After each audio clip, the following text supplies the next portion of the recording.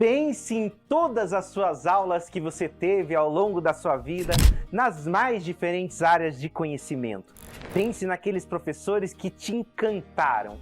Será que existe algum padrão, alguma metodologia, alguma estratégia que é adotada por esses professores que faz com que esse aprendizado que você teve se torne significativo?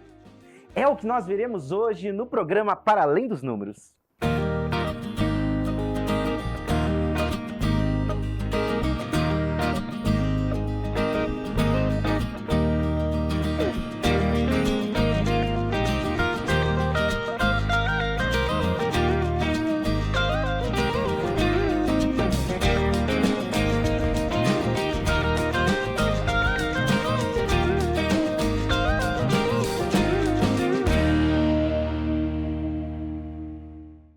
Hoje nós vamos fazer aqui no programa uma estratégia um pouquinho diferente. Nós vamos, antes de convidar uma convidada especial, fazer uma simulação de duas aulas distintas. Nessas aulas, nós vamos aprender, ou talvez rever, a famosa área do triângulo. Vamos começar? Olá, estudantes! Nessa primeira aula, nós vamos aprender hoje sobre triângulos. Você sabe o que é um triângulo, né? Nós podemos calcular a área dele. Para isso, vamos usar essa expressão. Área é igual ao produto da base pela altura dividido por 2.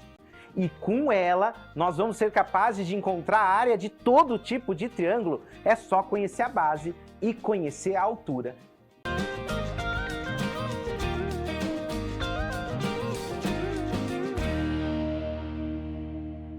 Peraí! Talvez você tenha reconhecido numa aula dessas algumas das aulas de matemática que você teve ao longo da sua vida. Conhece fórmulas e expressões para resolver a maior parte dos problemas. Quanto problema, não é mesmo? Agora, o que nós precisamos se perguntar é que parece que nesse trechinho de aula que eu fiz para vocês está faltando alguma coisa. Afinal de contas, você acabou de aceitar sem muita justificativa, que a área do triângulo é mesmo base vezes altura sobre 2. Parece que esse conhecimento ficou um pouco desamarrado de coisas que você talvez soubesse. Por isso, vamos fazer agora uma segunda simulação e tentar entender hoje as diferenças nessas duas aulas. Vamos fazer a segunda? Se você é um estudante crítico, precisa ficar incomodado com a noção de que a área é base vezes altura sobre 2.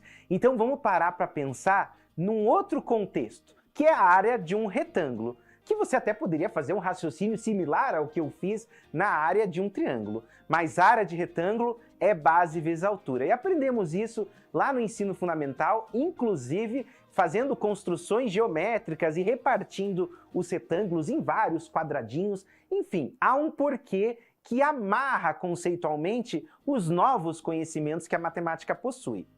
Então, será que nós conseguimos amarrar coisa que nós conhecemos, como é a área do retângulo, a área que queremos discutir, que é a área do triângulo? Claro, para isso eu precisaria visualizar que em um retângulo cabem dois triângulos de mesma dimensão. Olha que legal! E se há dois triângulos de mesma dimensão e um retângulo, a área do triângulo precisa ser metade da área do retângulo. Opa! Parece que eu acabei de construir algo que tem um pouco mais de significado. Claro que podemos ir longe nessas camadas de significado que a gente tem. Construímos agora uma relação que há entre a área do retângulo e a área do triângulo.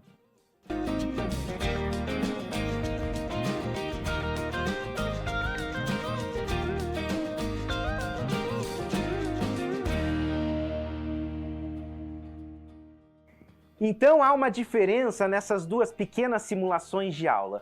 Na primeira, favorecemos um tipo de aprendizagem chamado aprendizado mecânico. Na segunda, tentamos apontar características do aprendizado significativo. Mas eu não consigo esgotar todos esses assuntos sem convidar uma mestre nisso. Então a gente vai lá agora mesmo para falar sobre isso. Vamos lá? Agora você percebeu que há alguma diferença entre as duas aulas que nós ministramos ilustrativamente. Mas para conversarmos melhor sobre quais são esses pressupostos dessa tal aprendizagem significativa e diferenciar também da aprendizagem mecânica, nós trouxemos uma convidada que é professora de física na Uninter e mestre em ciência e tecnologia, a professora Graziele Ribeiro. Quase esqueci, eu tenho problema com os sobrenomes. Bem-vinda. Obrigada, professor. Como o professor Guilherme falou, né, existem alguns pressupostos para que nós, como professores, ou quando vamos aplicar a teoria da aprendizagem significativa, temos que saber para conseguir trabalhar com essa teoria. Mas antes de começar, né, professor Guilherme, falar da teoria da aprendizagem significativa, eu acho que é importante nós pensarmos no que é a aprendizagem mecânica, né? Então, se nós pensarmos em todas as teorias cognitivistas, elas são contras à aprendizagem mecânica, né? Porque elas sempre vão pensar no aluno como centro, como protagonista do processo de aprendizagem. E na aprendizagem mecânica, nós não temos esse centro, né, professor Guilherme? Por quê? Porque quando eu falo em aprendizagem mecânica, nós vamos ter aqui no Brasil o Moreira, que fala muito de aprendizagem mecânica, né, que é contra a aprendizagem mecânica. Ele vai falar que a aprendizagem mecânica é de curta memória. Por quê? Porque o professor vai para a sala de aula, os alunos estão todos sentados na sala, dentro da escola, o professor fala os 50 minutos e esses alunos, eles não têm tempo para refletir, eles não têm tempo para debater. Então, só o professor é detentor do conhecimento. Nós conhecemos essa aprendizagem como se fosse um ensino enciclopédico, porque o professor fala e o aluno retém naquele momento, mas ele não tem como discutir, ele não tem como refletir. E aí, se nós formos pensar realmente na aprendizagem, ela não vai ser de fato significativa. Por quê? Porque o estudante, ele vai escutar ali, aí ele vai para casa, aí eu tenho prova amanhã, professor Guilherme. Digamos que seja o professor de matemática. Prova, então. Vai estudar pra prova. Digamos que seja uma aula de matemática e o professor esteja ali trabalhando, sei lá, função, alguma coisa. O professor vai falar, vai fazer exercícios, os alunos vão fazer exercícios junto com o professor ali, e aí vão para casa. Tem prova na semana que vem, ele vai estudar no sábado, no domingo, enfim. Vai estudar, ele vai decorar. E essa decoreba não é aprendizagem. Por quê? Porque ele vai decorar a função, como que resolve, o passo a passo, para a prova da segunda-feira. Passou a segunda-feira, ele não vai saber mais fazer. Por quê? Porque é aprendizagem de curta memória. E se o professor, por exemplo, o professor Guilherme deu uma aula lá e ele é tradicional, bem tradicional, mas naquele dia ele está invocado e ele resolve colocar um problema na prova. Diferente daquele problema que os alunos estão acostumados a trabalhar. O que vai acontecer? Eles não vão conseguir fazer. Por quê? Porque eles não têm estruturas cognitivas suficientes para resolver um problema diferente daquele problema que o professor Guilherme estava propondo antes. Por quê? Porque era algo tradicional, era algo mecanizado, era copia e cola de equações, então era só aplicar a fórmula e resolver a equação. Quando o professor sai desse sentido e pede uma coisa a mais, eles não conseguem fazer, porque eles não têm estruturas para conseguir realizar esse processo de aprendizagem. Interessante. Sabe, deixa eu até dar um parênteses, você falando, eu tô me lembrando das vezes que eu fazia avaliação, prova e tal, né? Que às vezes eu resgatei um tempo uma prova de ciências biológicas, eu imagino, que eu havia feito, né? Talvez no ensino fundamental. E lá caía, assim, era uma questão de associação, então você tinha nomes de um lado e do outro lado tinha o nome biológico, ou o nome em latim das aranhas, né? Sim. E aí você tinha lá, eu nem sabia que tinha tanta aranha assim, né? Mas enfim, e vários nomes diferentes. Eu nem lembro de que existiam nomes diferentes, né? Porque era muito dissociado, assim, Sim. algumas coisas que eu vi, Sim. né? Mas não tudo no geral, né? Mas, Sim. Então, a aprendizagem mecânica funciona dessa forma, né? E aí a gente pensa, tem aprendizagem mecânica só na matemática, ou na física, ou na química, que são áreas das exatas, que você precisa de manipulação matemática, mas a aprendizagem mecânica, ela tá em todas as disciplinas. Porque eu posso ter, né? Eu posso reter 15 dias, 20 dias e depois esquecer e nunca mais lembrar. E aí, quando a gente fala, então, dentro desse processo, nós vamos ter a TAS, que é a Teoria da Aprendizagem Significativa. A TAS, ela vem lá de David Ausubel, então o Ausubel, ele começou a ter essas primeiras concepções de que a aprendizagem para o aluno seria uma aprendizagem mais diversificada e mais significativa se o professor considerasse os conhecimentos prévios dos estudantes, né? Aí depois eu tenho o Novak, que veio depois do Ausubel, que foi aluno do Ausubel e daí reestruturou a teoria. E aqui no Brasil nós temos o Moreira, que foi aluno do Novak. Então, eles têm as mesmas concepções. E aí, quando nós falamos de aprendizagem significativa, o que é, professor Guilherme? É eu considerar o conhecimento prévio do estudante, mas esse conhecimento prévio ele tem que ser relevante. Por exemplo, vou considerar um conhecimento prévio do professor Guilherme. Digamos que o professor Guilherme saiba super cozinhar. Tipo, seja super menos, né? Ele sabe, porque ele sempre posta foto dos pão lá que ele faz. Então, ele é um ótimo cozinheiro. Mas digamos que você saiba, é um ótimo cozinheiro, você sabe cozinhar, é um tipo de inteligência. Só que não é um conhecimento significativo, por exemplo, se você tiver que dar uma aula de cálculo diferencial. Então, é nesse sentido que nós temos que pensar no conhecimento prévio, porque nós temos conhecimentos prévios de várias coisas. Se você andar de bicicleta, é um conhecimento prévio. Dirigir, um conhecimento prévio. Cozinhar, enfim, lavar roupa, fazer várias coisas são conhecimentos prévios. Só que como que eu vou usar esse conhecimento prévio para o estudante para que ele seja potencialmente significativo, né? O Moreira e o Ausubel falam de potencialmente significativo. Tem que ser algo que faça sentido para o estudante. Porque senão ele não vai conseguir fazer a ligação com os subsunsores. Então, nós temos no nosso cérebro, né, nas nossas cognições, aquilo que o Moreira, o Ausubel, o Novak falam, que são os subsunsores. Se eu não consigo modificar esses subsunsores, eu não tenho aprendizagem significativa, porque eu não tenho ancoragem de novos conhecimentos.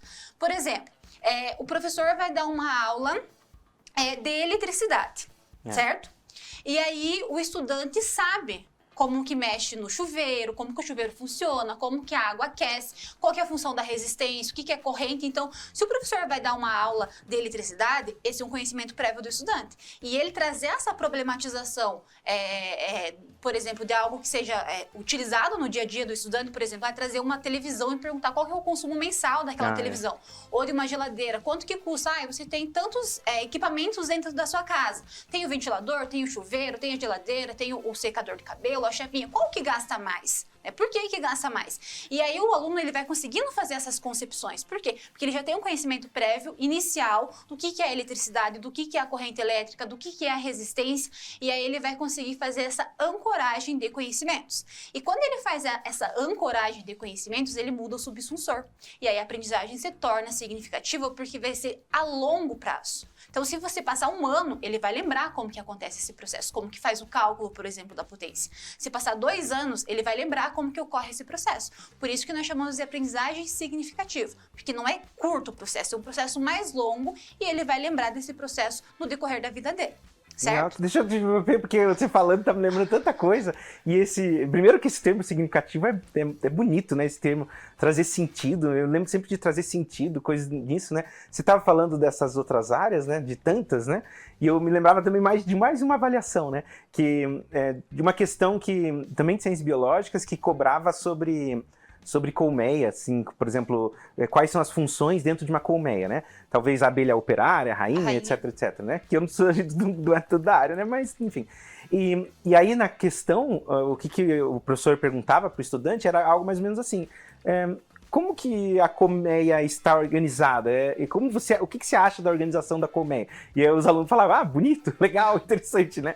Parece que há um problema aqui, porque foi faltando uma conexão, né? Sim, tá faltando uma conexão, porque talvez ele não saiba, tipo, o que é uma abelha, que existem, igual você falou, que existem diferentes tipos de abelha, que existe a abelha rainha, a abelha operária, e aí cada uma tem uma função dentro da colmeia, então isso seria um conhecimento prévio. Por isso que é importante a sondagem, professor Guilherme. Você ir para a sala de aula e você conhecer os seus alunos, né? Você não vai chegar numa aula de física ou de matemática e dar um conteúdo super difícil. Você vai fazer essa sondagem inicial para saber o que o teu aluno sabe. Por isso que é conhecimento prévio. E se for um conhecimento prévio da realidade dos estudantes, é melhor ainda. Então, por exemplo, se você trabalhar com uma situação do cotidiano, eu vou trabalhar cinemática, movimento lá na física, e aí eu vou perguntar para o aluno, por exemplo, como que ele vai para a escola, se ele vai a pé, se ele vai de ônibus, se ele vai de carro, quanto tempo ele fica dentro do ônibus, quanto tempo ele fica dentro do carro. Então, é concepção de tempo, é concepção de distância, que está intrínseco dentro da pergunta do professor, mas faz parte do cotidiano dos estudantes, porque eles estão acostumados a fazer aquele trajeto. Então, o professor pode explicar ali o que é deslocamento, o que é trajetória, o que é velocidade, partindo dessa realidade do estudante, né, daquilo que ele vive. Então, isso é bem importante. E aí, às vezes, tem um questionamento muito grande, né? Como que eu avalio a aprendizagem significativa? Você falou de avaliação, enfim. Todas as teorias cognitivistas, não tem como eu abrir a cabeça do estudante e ver o que está escrito lá dentro, se ele aprendeu ou não. Então, na TAS, na teoria da aprendizagem significativa, nós dizemos que nós temos indícios de aprendizagem. Por que indícios? Porque eu vou ter métodos para verificar, né? Verificar é uma palavra feia, porque é bem behaviorista, mas para identificar se o estudante realmente, de fato, aprendeu alguma coisa no processo em que eu fiz a minha aula, né? Para eu saber se aquilo que eu usei, de fato, foi significativo. E um dos meios, né? Nós temos vários, mas um dos meios são os mapas conceituais. Por quê? Porque no mapa conceitual, o estudante vai ter estudado o conceito, né? O professor vai ter feito a mediação, feito toda a problemática relacionada com o conteúdo dele. E como que eu vou ver se realmente eu tive uma mudança no subsussor, se a ancoragem de fato foi significativa? Eu vou dar lá para o estudante eletricidade, por exemplo. E aí eu vou ver no mapa, de início na aula, quais eram as concepções iniciais que ele teve sobre eletricidade. E aí no final da aula eu peço outro mapa. E aí eu vou ver se ele conseguiu relacionar com outros conteúdos que ele não tinha relacionado antes. E aí isso me mostra que há indícios de aprendizagem significativa, mas eu nunca vou poder afirmar o professor Guilherme ou o aluno Guilherme aprendeu de forma significativa, não. Existem indícios que o professor Guilherme aprendeu aquele conteúdo de forma significativa, porque você vai me mostrar no papel. Eu até imagino que o aprendizado seja algo meio interior à pessoa, né? Então, sim, levantar uma métrica, medição para isso é muito difícil, né? Não tem como. Então, a gente fala aprendizagem significativa porque, de fato, né, eu vou levar todos esses componentes para a sala de aula, mas uma forma de medir não existe, né? Eu lembro que a minha orientadora, que trabalha com a TAS, ela disse que a gente só ia conseguir se a gente pudesse fazer uma lobotomia na pessoa, abrir a cabeça lá e verificar se teve alguma mudança de estrutura cognitiva, mas a gente não pode fazer isso, então a gente usa meios. E aí, professor Guilherme, eu acho que é bem importante para quem trabalha com essa área, que é a diferença, né, do que é mapa mental e do que é mapa conceitual. Porque é verdade, eu posso utilizar, sim, eu posso utilizar um mapa mental dentro da TAS? Claro que eu posso. Né? Só que eu tenho que explicar lá para o meu estudante, eu tenho que ter uma concepção bem esclarecida comigo mesmo que o mapa mental não é um mapa conceitual. Por quê? Porque o mapa mental, eu coloco a palavra no centro e eu faço esquemas. Então, eletricidade, eu vou colocar corrente elétrica, tensão elétrica, resistividade, enfim, vou fazer várias coisas. Só que o mapa mental, ele é diferente por quê? Porque ele tem conceitos. Então, eu vou ter um conceito central, eletricidade. Só que esse conceito, ele não vai estar solto. Ele vai estar interligado com verbos de ligação. E esses verbos de ligação vão dar origem aos conceitos relacionados ao termo central. Então, essa é a principal diferença do mapa com o mapa conceitual com o mapa mental. Né? Eu não tenho o verbo de ligação no mapa mental. E no mapa conceitual, eu vou ter esses verbos de ligação que permitem que o estudante expanda. Então, se ele consegue relacionar o conteúdo com os verbos, construiu, avaliou, fez outras coisas nesse sentido, significa que esse processo está sendo reestruturado dentro do cognitivo do estudante. Legal. Nossa, professora, você deixou bem claro, a gente venceu bem nosso tempo e, primeiro você mostrou que é muito empoderada da aprendizagem significativa e é uma filosofia de ensino praticamente, né? Então, parabéns. Falta o bate-bola jogo rápido, fale um número. 4. Nossa, uma área. Uma área? Física. E um autor. Um autor? Mohan. Tá bom. Então eu tô anotando para uma pesquisa pro último episódio, mentalmente, depois eu tenho que entrar de um em um. Muito obrigado pela participação. Eu que agradeço, professor. Hoje a gente ainda tem mais um momento de laboratório, nós vamos lá pros estúdios, pro outro, para fazer um experimento, nos aguarde lá. Estamos aqui hoje nos estúdios da Uninter para se perguntar o que é uma distribuição em estatística que tanto a gente falou nesse programa. Então eu trouxe hoje para vocês uma simulação que eu quero que vocês entendam com cuidado e tentem imaginar o que acontece nela. Então, imagine que você tenha uma série de pinos, como você está vendo na representação, e algumas bolinhas, e elas decidem descer a uma determinada velocidade. Não sei se já brincou disso, solta o pino, a bolinha no começo, e ela vai quicando. Quando ela chega no primeiro pino, ela pode cair ou para o lado esquerdo ou para o lado direito. Há uma probabilidade quase nula dela ficar parada, então o que aconteceria se ela continuasse a descida? Acompanhe a trajetória de algumas dessas bolas, algumas vão parar bem próximas, outras elas vão ficando mais longe, e se a gente tivesse a capacidade de contar quantas dessas bolinhas param em cada um desses lugares, nós encontraríamos a distribuição. A distribuição nada mais é, portanto, que a forma, o nome já diz, né, que as bolinhas nesse cenário se distribuem em relação às posições que elas podem chegar. Isso é válido estatisticamente para essas bolinhas, mas também para quase todo tipo de variável que você imaginar. Tem mais 25 bolinhas para cair. Você consegue imaginar o formato da curva que vai sair daqui? Pense. Você acha que terá mais bolinhas no meio ou nos cantos? Basta olhar a simulação. Vejamos! A distribuição mostra para nós que a maior parte das bolinhas caiu no meio, com 29 ocorrências. Pouquíssimas caíram nos extremos. No extremo do lado direito não houve nenhuma. No extremo do lado esquerdo houveram 2. Depois, quanto mais próximo do valor central, da média, mais bolinhas estão aproximadas. E você encontra 27 de cada lado, um pouquinho mais afastado que a média, 9 de um lado, 6 do outro, enfim. A forma com que essas bolinhas foram distribuídas mostram pra gente o que é a distribuição normal. Então, vimos hoje a distribuição e fomos longe, né? Muito para além dos números. Confere aí com a gente, no próximo episódio. Até lá!